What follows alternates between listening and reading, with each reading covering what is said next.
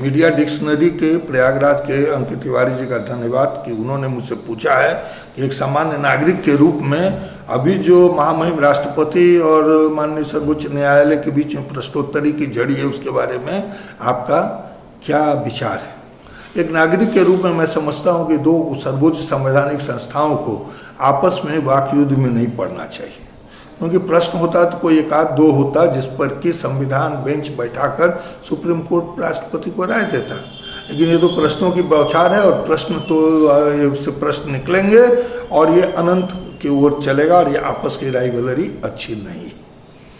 ये माननीय उपराष्ट्रपति ने कह दिया कि विधायिका सर्वोच्च है या कुछ है, ये कैसे हो सकता है। आपातकाल में क्या हुआ था, याद करिए इंदिरा गांधी के समय में इसी संसद ने और पारित किया ना आपातकाल को, और राइट ऑफ लाइफ को भी सस्पेंड कर दिया था ना, जिस चीज़ों को बाद में हटाया गया।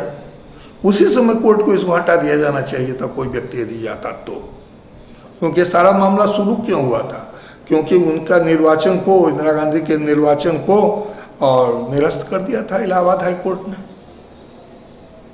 तो ये बात है कि कोई गलती कोई भी कर सकता है। क्या राज्यपालों ने आज तक गलती नहीं की है?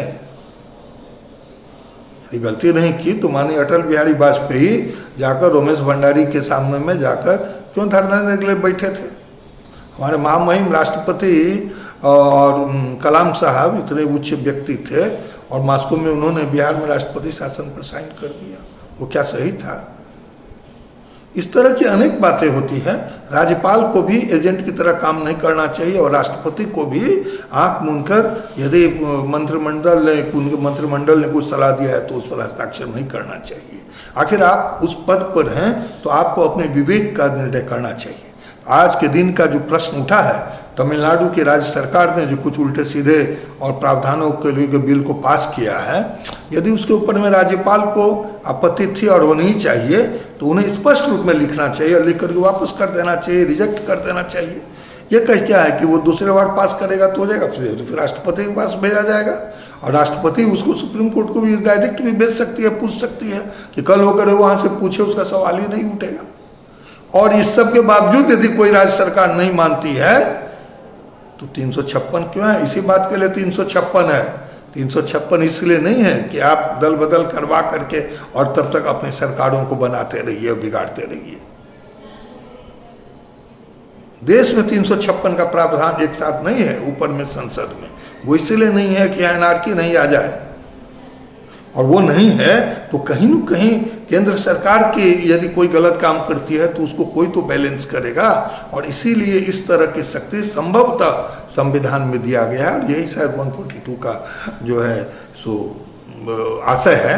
इसको व्यक्तिगत या किसी संस्था या किसी व्यक्ति या किसी दल के दृष्टि से नहीं देखा जाना चाहिए, बल्कि राष्ट्र की दृष्टि से देखा जाना चाहिए और आपसी सामंजस्य के अनुसार काम करना चाहिए। समय सीमा तो सबकी होनी चाहिए। यदि 3 महीना उन्होंने राष्ट्रपति और राज्यपाल को कहा है तो 3 महीना नहीं, 3 चौका 12 महीना, चूंकि आपको 2 को सुनना है, दूसरे पक्ष को भी सुनना है। ये समय सीमा 12 महीना सुप्रीम कोर्ट की होनी चाहिए, 6 महीना हाई कोर्ट की होनी चाहिए और 3 महीना लोअर कोर्ट की समय सीमा भी तय होनी चाहिए। अब तो देख रहे हैं कि करोड़ों के करोड़ों केस हैं, इतने न्यायालय के पद हैं। न्यायालय में भी कॉलेजियम सिस्टम में भी सुधार की जरूरत है, वहाँ भी जुडिशियल कमीशन होना चाहिए। ठीक है, वहाँ भी सुप्रीम कोर्ट और हाई कोर्ट के लोग जाकर बैठने चाहिए, लेकिन एक अच्छा इंडियन जुडिशियल सिस्टम से वहाँ जाना चाहिए। और किसी को भी पोस्ट रिटायरमेंट पद जो है, जैसे अभी गवई साहब ने कहा है, किसी को सोचना ही नहीं चाहिए कि होगा। ये बात सही है कि ऐसे में निर्णय नीचे से ऊंचे तक वो रहने के लिए, चाहे प्रोफेसर हो या और वो गलत काम करते हैं और वो सत्ता के या अधिकारियों के तरह करते हैं। पोस्ट रिटायरमेंट काम जो है वो आदमी करे, प्राइवेट सेक्टर में जाकर कुछ चाहे किसी को करना हो करे, कर सकता है। और सामाजिक काम करना चाहिए ऐसे व्यक्ति को, ऐसे व्यक्ति को लग करके।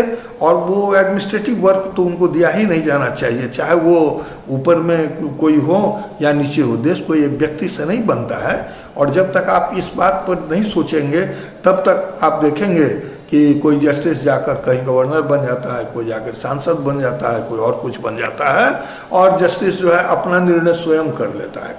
कई बार आप देखते हैं, ये कैसे हो सकता है? न्याय सबके लिए बराबर है। यदि सर्वोच्च पद पर बैठा हुआ कोई व्यक्ति किसी का खून कर दे एंग्विश में, उसके ऊपर भी वही मृत्युदंड या आजीवन कारावास का प्रावधान लगेगा, और उस समय में संविधान उसको बचाना नहीं चाहिए। यदि कोई आदमी रुपया को जमा करके और उसको जला रहा है और जलाया गया ये पाया गया, तो उसको तत्काल उसके ऊपर एक अपराधी की तरह बात होना चाहिए। वो चूंकि किसी पद पर बैठा हुआ है इसीलिए उसका निर्णय नहीं होना चाहिए। आखिर प्रधानमंत्री Narasimha Rao chief metropolitan magistrate के पास तो गए थे। न्याय सबके लिए बराबर, और न्याय सबके लिए बराबर। लाल बहादुर शास्त्री गार्जियन के रूप में पेरेंट पीठ में जाकर खड़े हुए थे और बिना ऑनलाइन में लग के काम किए थे। तो हमें इस बात का ध्यान रखें, और आपस में जो ये राइवलरी है, हम बड़े और हम बड़े, ऐसा नहीं। देश, संविधान बड़ा है, देश सबसे बड़ा है, देश की जनता का कलेक्टिव चीज़ है। आज का दिन हमें संकट का दिन है, भारत को विश्व गुरु बनना है, तो इसमें गुरु शिष्य है, पराजयात वाली बात नहीं है। हम सभी मिल करके अपने देश को महान करेंगे। और यहाँ चाणक्य की और भी बड़े बड़े धर्मशास्त्रों का जो बात है उसको हम करें। समाजवादी हम कब से हो गए, धर्मनिरपेक्ष हम कब से हो गए? ये सब बात जो संविधान में जोड़ी गई है, बाद में जोड़ी गई, इसको हटाया जाना चाहिए। हम तो मानववादी हैं, हम तो वसुधैव कुटुंबकम वाले हैं। यहाँ कोई वाद से क्या मतलब है? हम कोई वादी नहीं हैं, न हम हमवादी हैं, न हम निरहमवादी हैं। हम तो सबका कल्याण चाहते हैं। ऐसा कल्याणकारी देश हमारा है जहाँ सर्वोच्च संस्थाओं के बीच में आपसी लड़ाई मेरे जैसे एक सामान्य व्यक्ति को खराब लगी, इसीलिए मैंने ये विचार दिया। धन्यवाद।